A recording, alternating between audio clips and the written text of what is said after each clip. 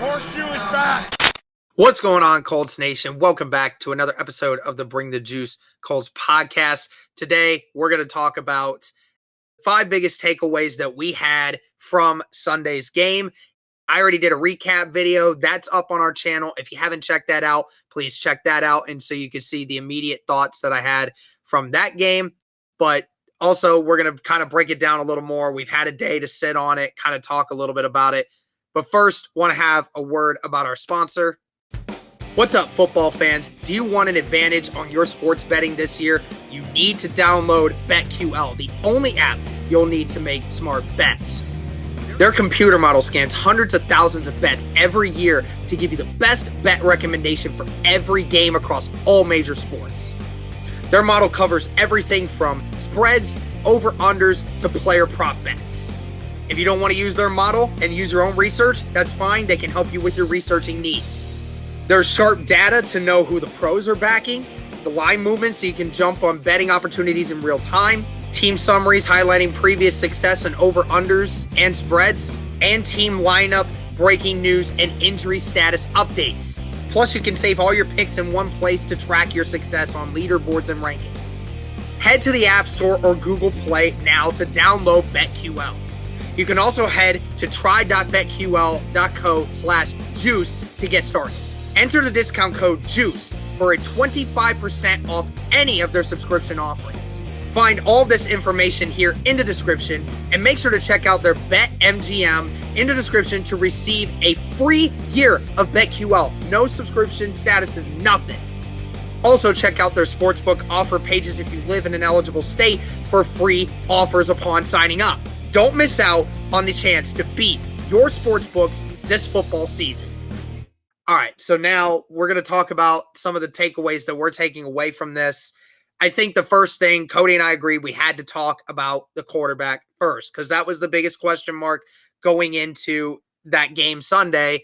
How would Carson Wentz perform with his new team and all things considered? And, I mean, Cody, I'll give you the floor to start out, but me personally, I thought all things considered, given what I saw, and especially since I was there and seeing it just in person, I thought Carson Wentz, given the circumstances, played well. Didn't play great, didn't play bad, but he played well. Yeah, I mean, I think if I'm giving a grade, I'm giving probably a B plus for Carson Wentz.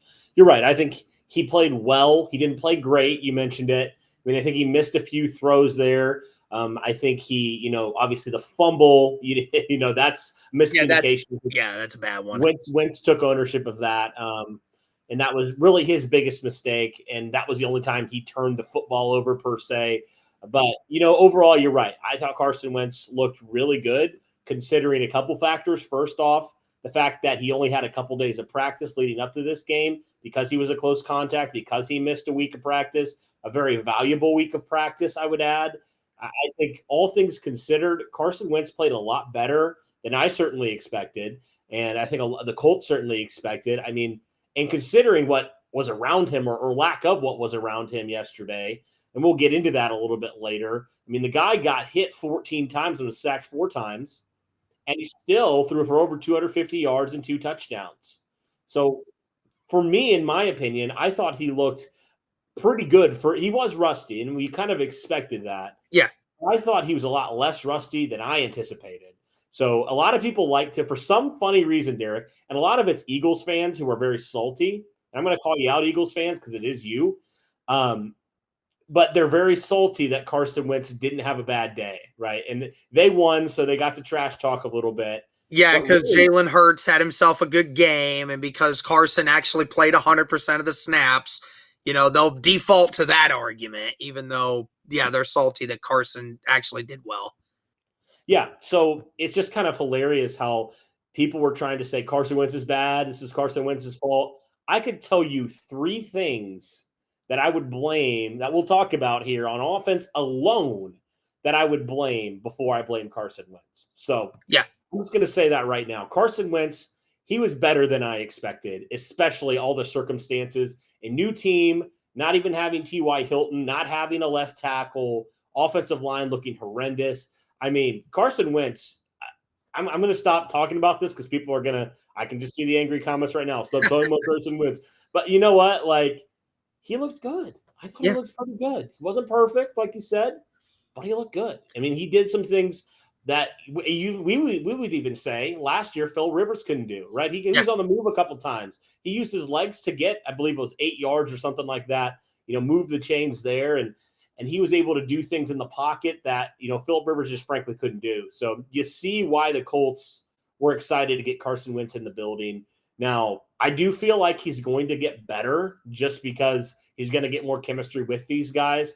But as it stands right now, I mean, I couldn't have thought of, and it's weird, Derek, because like out of all the concerns on offense, Carson Wentz is probably one of the bigger ones that I had going into this game, but he was the least of the Colts' problems yesterday. Yeah, I would say he was one of the least concerning players on the field.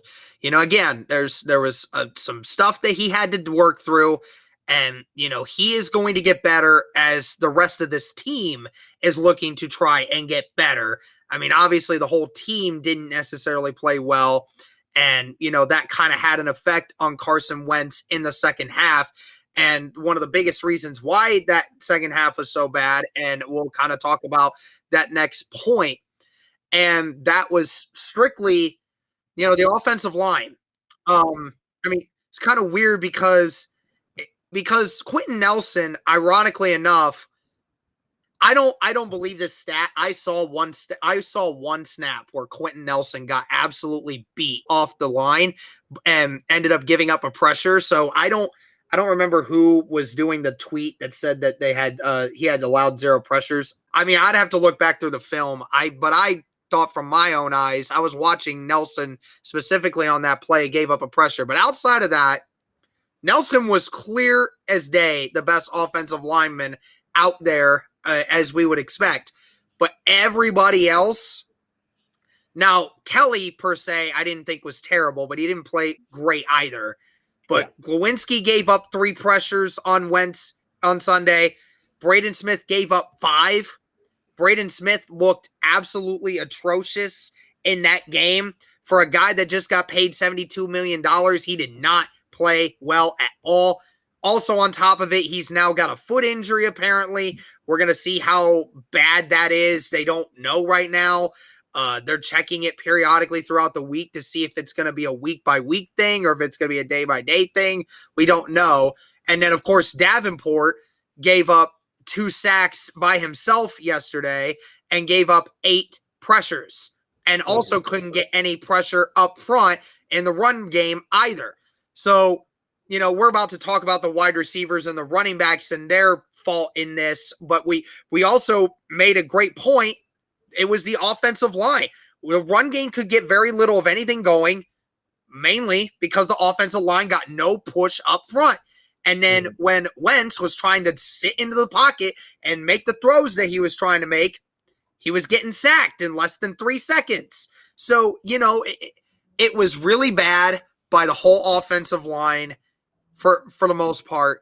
I mean, that was probably one of the worst performances I have seen since the Colts have drafted Nelson and Smith into this lineup.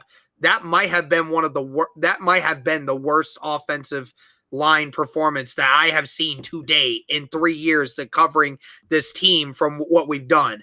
I mean, I assume you probably feel the same way about it, Cody. Yeah, they straight up got murdered. I mean, they straight up got punched in the mouth. Yep. These dudes were giving me giving me PTSD from 2017. That's how bad they were yesterday. And I'm not going to hold back because you're paying this offensive line a huge amount of money for them to come out and perform the way that they did. Sorry, I'm getting a little bit angry here, a little bit animated here. But seriously, guys, like they paid you that much money to go out and perform like that. Like, and everybody likes to use the crutch that, it was Davenport, it wasn't Eric Fisher. Wait till Eric Fisher gets back. You know what? Davenport was bad. We expected that. Braden Smith was terrible too. Yes, he was almost as bad as Davenport. Horrible. It was terrible. Nobody played well. Quentin Nelson was the best one, and I thought he didn't even have a great game from his standards. From his standards, no. So this offensive line, they straight up got embarrassed. They were an embarrassment yesterday. I mean, you got to wonder if Carson Wentz has a clean pocket, is that game completely different, Yeah. I mean, honestly, is that game completely different if you're able to establish a run, not become one-dimensional?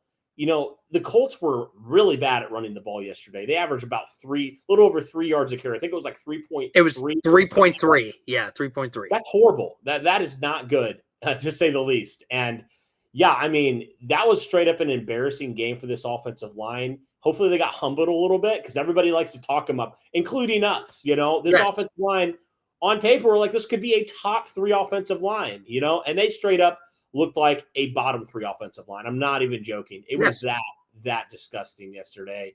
So it was an embarrassing display.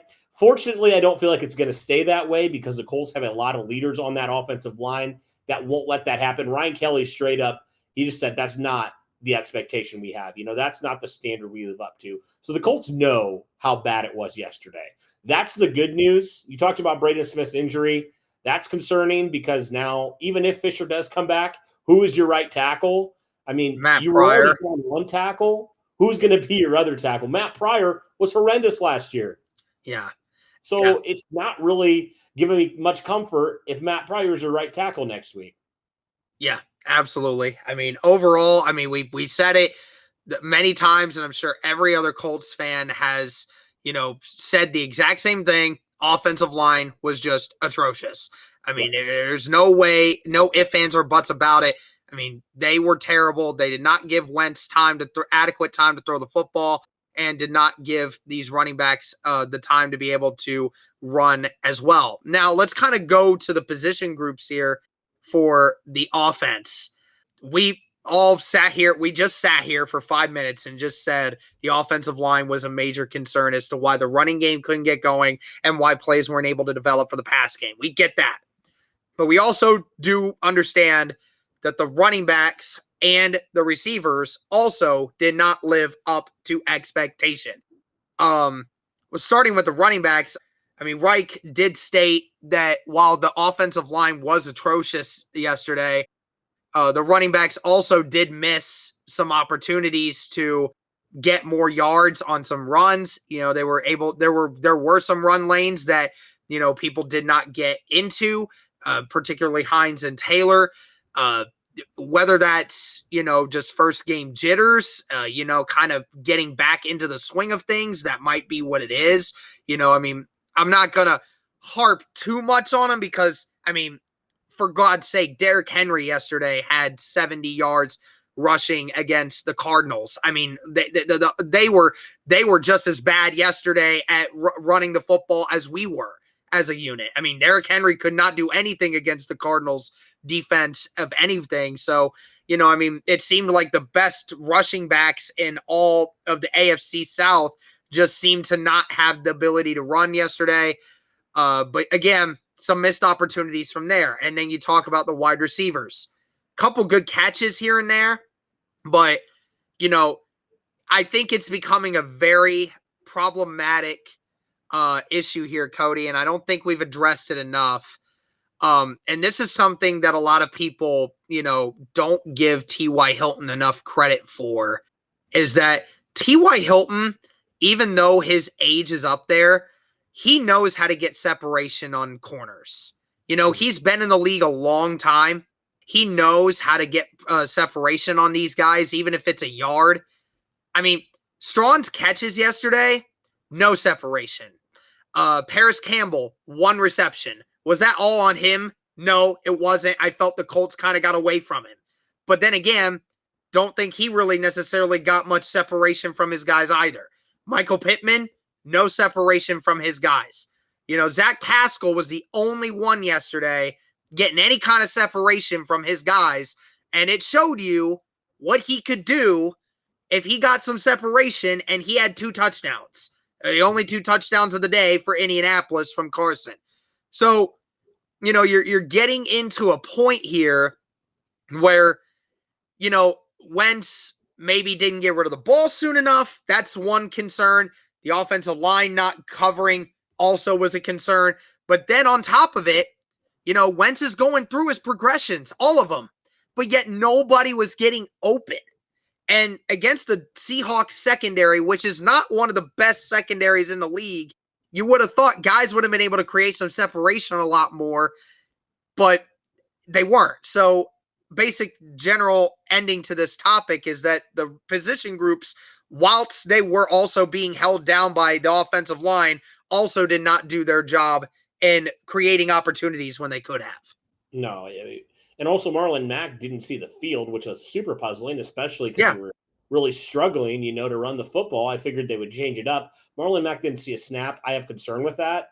I have issue with that. Like, change it up, do something, try to figure it out. That's why you have him. Why would you do that? And why would you re-sign him and not use him? Now, maybe they're just easing him back with that injury. I don't know exactly, but it was baffling that Marlon Mack didn't see the field once. Jordan Wilkins didn't get a carry either. So for whatever reason, the Colts elected to not use any of their other running backs. Only 2 guys touched the ball yesterday in terms of running backs, which was kind of crazy to me. But yeah, the wide receivers, I'm not really overly impressed with any of them right now, if I'm being completely honest. I do wonder, going back to the offensive line, and again, you're right, they weren't getting separation, but I do kind of wonder, would the Colts have, pushed the ball down the field a little bit more if Wentz would have had a little bit more time? I could count on my hand the amount of times they threw the ball down the field past 20 yards. It wasn't many. It wasn't. And you have to wonder, was Wentz just under pressure trying to get the ball away? Because the Colts used a ton of screens to the running backs, right? Taylor and Hines combined had more catches yesterday than all the Colts wide receivers. Yes. So that tells you how much the Colts – I wonder how much the game plan changed because the offensive line was getting manhandled up front. I really do wonder if, mid-game, Reich's like, well, we can't block anybody. We can't have Carson get killed back there. We have to change it up, soften up this defense, and hope the offensive line gets better throughout the game. And they ended up not. So, what are you going to do, But, yeah, you mentioned Zach Pascal. I want to give him props. He's always just so consistent, and great to see him connect with Carson twice. And I'm really excited to see that chemistry and how that continues to build. You're right. I do feel like Paris Campbell was criminally underused yesterday. I was really kind of baffled the Colts didn't use him more. He had that one nice catch down the field. But other than that, not a whole lot. So, yeah, this wide receiver group, they got to step it up. I think in that second half, it was a total team failure from, the quarterback all the way through, the offensive line, wide receiver, running back. Everybody didn't play well in that second half. Yeah, and then there's another aspect in the second half that just baffled all of us, and you mentioned it several times yesterday. The play calling. Yes. I'm gonna let you go into this topic with this. I'm gonna just kind of talk about it really quick. Did that game plan yesterday look very, very similar to week 1 of the Jacksonville game last year, where it was screen, abandon the run game in the second half, just screens after screens, not being able to protect the quarterback? It felt like it was deja vu all over again. I look back at it and I'm like, that second half looked very, very similar. It got stale. I'm going to let you go ahead and go on your tangent, and then I'll fill in whatever holes you don't bring up. Yeah, straight up, I don't know what Frank Reich tries to do week 1, but it doesn't work. It hasn't worked the past couple of years in that second half. It's almost like, and this is something weird that I just do not understand about Frank Reich sometimes. It's like they go away from the things that work well. I don't understand that. I am genuinely baffled by that when they do that. I mean, I have massive respect for Frank Reich, but as a play caller, he's very flawed. I mean, I'm going to be completely honest. He's very flawed a lot of times in the way that he goes about, and he changes things up and they just don't work. And sometimes I feel like he goes away from the hot hand. And I frankly do not understand, no pun intended. I do not understand it, man. I don't understand why you wouldn't get the players that, that first drive was beautiful in the first quarter. Mm-hmm. It was beautiful. You went away from that. You went away from your identity. When you go away from your identity, you're going to lose. And for some reason, we go away from our identity in week 1 far too often. And one thing that I really was puzzled at was the lack of urgency. It felt like it was a preseason game in that second half, man. It did. And I was like, are we not trying to win? I honestly didn't get that vibe from Frank Reich. I felt like we weren't trying to win in that second half. Like, I get it. Struggles happen. But when you can't dig yourself out of that rut until the game is out of reach, like, something's got to change. The offense was so vanilla yesterday. It was ridiculous, man. It was so bland. I do not understand the logic behind what Frank Reich was trying to do. And, you can point to, he had a new quarterback. It's his 4th year having a new quarterback. Like, I get that to an extent, but also you were moving the ball. Like, you were moving the ball in the first half. And all of a sudden, you just couldn't do anything in that second half. So, yeah, I was just genuinely puzzled why we decided to go away from the things that were working, why the execution just went from pretty good to just nothing, absolutely nothing. I mean, I wondered last year, okay, was it just because of the limitations of Phillip Rivers? But no, I think it's more in the play calling of Frank Reich, if I'm being completely honest. I mean, yeah, I mean, yesterday it was blatantly obvious that the execution everywhere was not working. So again, whatever Frank Reich may have intended to try and call, that's kind of just basically shrouded by the execution of this team because it wasn't good at all. But, but again, like I heard we ratted on Paris Campbell for not being able, I ratted on Paris Campbell for not being able to gain separation from wide receivers. Only one target in the game. To have a weapon that can run a 4-3 and you don't use him more than one time in a game, that is asinine. That is asinine. It should not happen. Paris Campbell should be touching the ball 5 times a game. I don't care how you get him the football, you gotta get it in his hands. And guess what? If it's not working out inside the tackles, you run sweeps. You run sweeps. You run drags. You run other stuff. I didn't see a drag route. I might be wrong. I could probably watch the film and see if there was drags, but I didn't see many drag routes. I didn't see many guys crossing and, having Pittman and Campbell crossing, doing stuff that creates separation for them. I saw Pittman have a couple of in routes that worked. A couple times Zach Pascal did it and it worked. Like the middle of the field was really open in the first half. Like the first half, that was how we were getting down the field because we were getting receivers in the middle of the field and getting them the ball and letting them do what they had to do. You're right. It just seemed like we went away from what was working, and I just don't understand it. I mean, the Seattle Seahawks have a new offensive coordinator. Their first half offense looked phenomenal. And even in the second half, when we were still shutting them down, there were a lot of concepts that I really liked that got Russell Wilson out of the pocket and let him make plays with his feet and then be able to try and trick the Colts defense with his ability to run.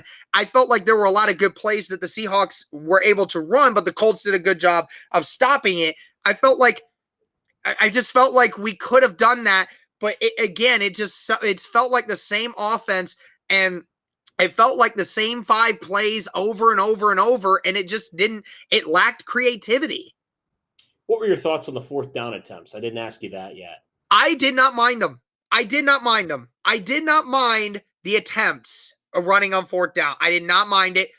I felt that if you were going to run something on 4th down, I don't want to blame Reich too much for Carson messing up because had he actually gotten the ball, I think Wentz would have had that first down. Yeah. But, it's like, if you're going to run a 4th down play, like, I know you didn't want the Seahawks defense to kind of, know what was coming. But at the same time, like, give it to Jonathan Taylor. Give it to Taylor. Let him run the freaking football. Like, that's what you have him for. Why not? Why try to hurry things up? Wentz has to do something really quickly and then he fumbles. Like, why put him in that situation right now? If you are trying to make sure he gets a feel for it, then why would you put him in that kind of situation? Give it to Taylor. Give it to your best player. I did not mind the call itself. I hated how we executed it. That's what I had a problem with. Yeah, and the other 4th down one, like I think you should have had Taylor in there as well, or you should have done something else. It was so stinking predictable, man. You ran to Julian Davenport's side. Why did you do that? I just didn't understand that at all. Yeah. And it's funny because we literally had the same thing happen last year in Jacksonville. If you remember, yes, 4th down call, Nyheim Hines runs it, gets stuffed. And I'm like, do we not learn? Is Frank Reich just like not learn sometimes from his dumb play calls? Like, yeah, and that it's just I don't like. That's the funny thing. Like everyone will say, "Oh well, you have to still do the job either way." There is never, and I repeat, never a time when you tell yourself Naheem Hines is the running back you should do on a 4th and 1 when you have a healthy Jonathan Taylor in your arsenal. Never should that ever be an excuse, ever. If you're going to attempt a 4th down and you're going to run it, you give the ball to Jonathan Taylor every time. And I'm sorry if that makes some people mad. Sorry if that makes coach mad and the players mad. I'm sorry. That's just how it is to me. That's just my logic on it. I mean, it should be. He was a 3rd leading rusher last year. Like, to not give him the ball in critical situations just boggles my mind sometimes. This has been my gripe with Frank Reich. And you guys can go back as far as last year to see me say this. He just continues to baffle me with his play calling sometimes. Now, we know, and we've said it before, there are times when, yes, the team needs to execute, they don't execute. But also put them in better situations to execute, Frank. Like, please put them in situations where, I don't know, like give them a better chance to succeed. It feels like and this is what I feel like happens a lot of times. We make it a lot harder on ourselves than it should. Yes. Offensively. Yes. Like we really do. And it's getting to the point where I'm like, Frank, I love you, but is it time to consider, Marcus Brady calling the plays? Like, I'm not even kidding. Well, and I felt bad yesterday because now obviously we think about it and it makes sense. We probably should have kicked those field goals in that second half. Yeah. I mean, it wouldn't have made much of a difference then, but Blankenship was already 2 for 2. Mm-hmm. He was already 2 for 2. He was already doing well. I know it was at the 35-yard line, but it's that situation where if you got to weigh the risks versus the outcome here. We don't go for it and we kick the field goal. Okay, we got 3 points. We're a touchdown away, and the momentum is now on our side, right? We have momentum on our side. If we go for it, okay, we may get the first down. That might lead to a touchdown, but we don't get it. We wasted a whole drive, and they have every bit of momentum, every bit. And I mean, that kind of goes into the defensive aspect now, which we'll talk about. One more before the defense. Oh, yeah, one more. Yeah. I just had one more point before we move to the defense. Like, I'm all for instilling confidence in your players. Like, I like that Frank Reich does that. I know the players enjoy that he does that. But you got to be smart with it. Like, you can't be running the ball on 4th down without Jonathan Taylor to Julian Davenport's side. Like, you just can't do those things, right? Mm-hmm. Hindsight's 20/20. If you get that, we don't have this conversation, right? But and that's going back to my point. Like, run it to Braden. I know Braden Smith wasn't having the greatest game, but he's one of your best run blockers, and so is Mark Lewinsky. Yeah. Why wouldn't you run it to that side?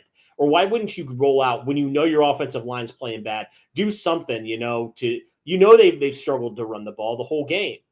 Why wouldn't you do something, play action, whatever you got to do, and do something. I don't know, maybe another screen pass, whatever it takes, man. Yeah. Do the things that were effective on that 4th down. That was my biggest gripe there. Yeah. And the last thing we'll talk about in this video, and that is the defense. So basically, this defense looked exactly like what we saw at the end of last year, where one half, absolutely atrocious. Just couldn't get pressure. Couldn't stop the run, couldn't stop the pass. Everything just looked atrocious. And then in the second half, like, we're able to stop the run. They were able to get sacks. They were able to cover downfield for more than 3 seconds. And then you were able to make Russell Wilson have to get rid of the ball when he didn't want to. And therefore, you got plays.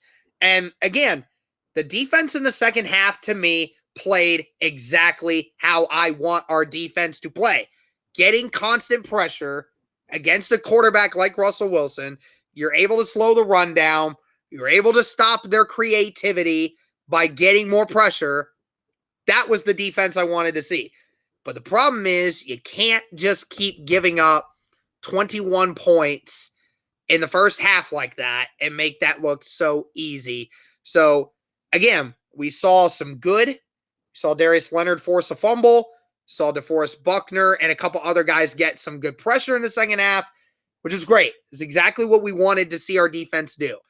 Only issue is inconsistency is still an issue with this defense right now.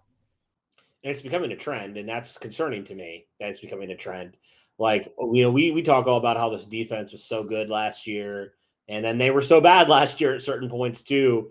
And like, I thought, okay, maybe it's just they just need some time to settle in, but this has been a reoccurring thing now, and I'm getting a little bit concerned, you know, that that's going to continue to happen, you know, and I don't know what the solution is, but it's like, it's weird how it just completely flipped. First half, they were horrendous, you know, twice had 20 plus. Tyler Lockett just destroyed them. I'll say this in defense of the defense. That first touchdown, I'm not knocking Corey Willis at all. He was in the right position to make a play on that ball. If that ball was thrown where every other quarterback in the NFL would have thrown that football. But the only thing is, Russell Wilson's not every other quarterback, and Tyler Lockett is not every other receiver.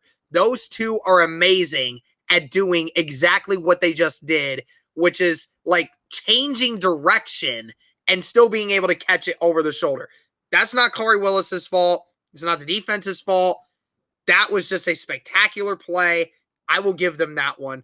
But the other two touchdowns we gave up were not excusable. No, and you couldn't stop the run, which was bizarre. So bizarre that they were able to run the ball the way they were. Like, Chris Carson's a good running back. I'll give you that.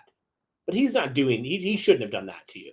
You know, if you boast the second best run defense, he's getting 50, 60 yards. Let's be completely honest. He's not averaging – what did he finish? I know at one point I think he had 97 overall. Okay, well, I know when I checked, he was averaging like something around 6 or 7 yards a carry, which is crazy. He was averaging 5. I think he averaged 5.3 at the end of that. Okay, so they got a little bit better in the second half, but still, like, they were gashing you in that first half, and you were completely healthy up front. So what's the issue, guys? Like, you got to clean that up. Like, that was something we did not see the Colts defense struggle with really at all at full strength last year. So it was definitely bizarre. The Seahawks were really able to run the ball well against the Colts. I mean, with a fully healthy Buckner to boot, it was just weird that they were able to do that. So, yeah, this defense I'll use the word inexcusable because it was embarrassing. Like I talked about the offensive line, it was embarrassing in that first half. It really was like, what is going on? Why can we not figure out anything? How can we not stop the run? Russell Wilson can do whatever he wants. We're getting no pressure up front. It was concerning for sure. But I did like you said, the rebound they had in the second half. I mean, they gave the offense. I mean, if the offense gave the offense every opportunity to come back in that. Oh yeah, if they would have played like they did in the first half, I mean, I think that would have been a lot better football game. Yeah, I mean, the defense put them in positions. I mean, they literally gave them at one point right on the 50-yard line position to go and score. So Darius Leonard gave them great field position, and then the offense still couldn't convert.